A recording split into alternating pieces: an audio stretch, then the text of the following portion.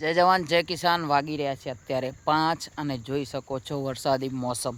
હું તમને બતાવી દઉં ગોલ ચક્કર કરીને વરસાદી મોસમ। અત્યારે 5 વાગે છે અને આ જુઓ લાગતું નથી કે 5 વાગ્યા હશે। શિયાળાનો મોસમ છે, ભલે આપણે એવું નથી કહેતા। અને વરસાદ તમે જોઈ શકો છો, થોડા થોડા છાંટા પણ આવી ગયા હતા। આ જુઓ અત્યારે માટી પલળી ગઈ છે, માથે માથે થોડો થોડો વરસાદ આવી ગયો તો ઝીણો ઝીણો। અને આ જુઓ વરસાદ પછી લોકો વાતો કરે કે ભાઈ ખેડૂતો બહુ સુખી। એ તો ખેડૂને ખબર હોય ભાઈ ખેડૂ કેટલો સુખી છે। તમારો 5 દિવસ પગાર ના આવે ને તો તમે હેરાન થઈ જાઓ। ભાઈ દેજે તો 10,000 ઉછીના, 15 દિવસ રહીને પાછા આપું છું, 10 દિવસ રહીને પાછા આપું છું। આ એક ખેતી એવી છે 4 મહિના મહેનત કરો। અને સામે તમને બતાવી દઉં શું કરવા એવી રીતે મારે બોલવું પડે છે।